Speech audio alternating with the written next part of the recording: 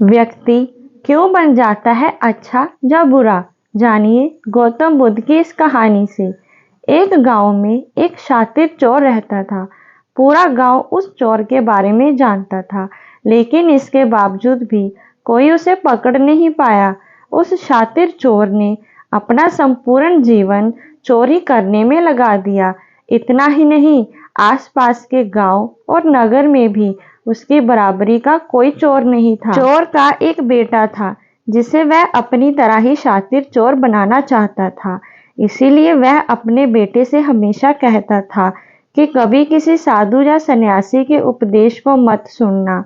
यदि कोई कुछ कहे भी तो अपने कान बंद कर वहां से भाग जाना। बचपन से ही उसका बेटा अपने पिता से इन्हीं बातों को सुनता आ रहा था, जिस कारण ये बातें उसके मन में बैठ गई थी।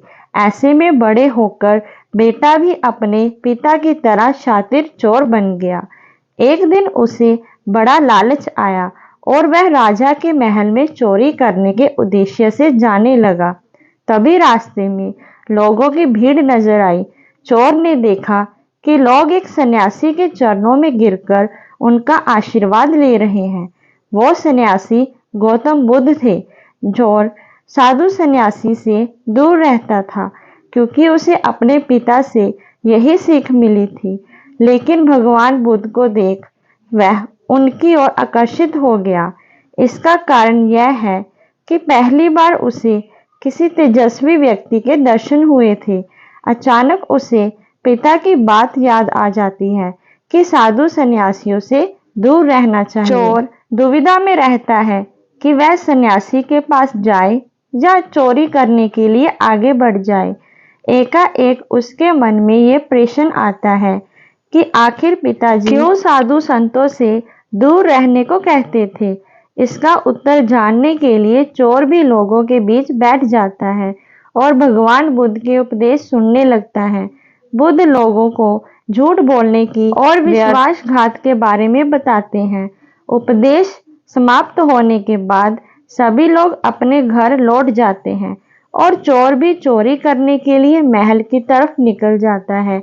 लेकिन पूरे रास्ते वह यही सोचता रहता है कि क्यों ना एक बार उस सन्यासी के उपदेश में कई बातों को मानकर देखा जाए। इस तरह से वह चोरी करने के लिए महल की दीवार से कूदने की बजाय महल के द्वार से अंदर जाता है। उसे देख महल के द्वारपाल उसे रोकते हैं और भीतर जाने का कारण पूछते हैं। चोर कहता है, मैं चोर हूं और महल में चोरी करने जा रहा हूं। द्वारपाल उसकी बातें सुनकर हंसने लगते हैं और कहते हैं, जरूर यह महल का सेवक या नौकर होगा और हमसे मजाक कर रहा है। यह सोचकर वे उसे महल के अंदर जाने देते हैं। महल जाने के बाद चोर खजाना रखे तिजोरी के पास पहुंच जाता है और तिजोरी को तोड़कर धन और आभूषण की पोटली में भरकर भागने लगता है। तभी उसकी नजर महल के रसोई पर पड़ती है। रात होने के कारण सभी सो रहे थे और रसोई में कोई नहीं रहता है। चोर की जोर से भूख लगी थी, इसीलिए वह रसोई में जाकर पेट भरकर खाना खा लेता है। इसके बाद चोर वहां से जाने लगता है। तभी उसे बुद्ध के उपदेश में सुनी दूसरी बात याद आती है, जिसका नमक खाया है उसके साथ कभी भी विश्वासघात नहीं करना चाहिए। चोर सोचता है, मैंने इस महल का नमक खाया है, ऐसे में इनका धन चोरी कर मैं इनके साथ विश्वासघात करूंगा। इसीलिए चोर चुराए हुए धन को रसोई में ही छोड़कर जाने लगता है। महल के एक व्यक्ति की नजर चोर पर पड़ जाती है और वह शोर मचा देता है, जिससे महल के लोग चोर को पकड़ लेते हैं और राजा के पास ले जाते हैं।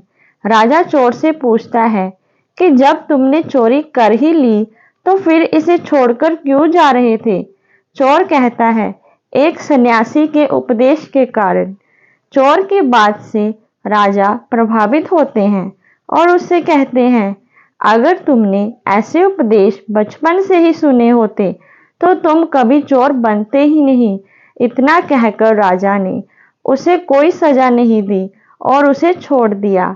लेकिन राजा ने उससे कहा, एक बात याद रखना, सही उपदेश से ही व्यक्ति अच्छा इंसान बनता है।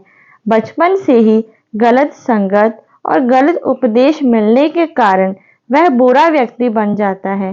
संगत और उपदेश व्यक्ति का जीवन बदल देते हैं। नमो बुद्धाय। अगर आपको हमारी कहानी अच्छी लगी तो हमारे चैनल को सब्सक्राइब जरूर करें।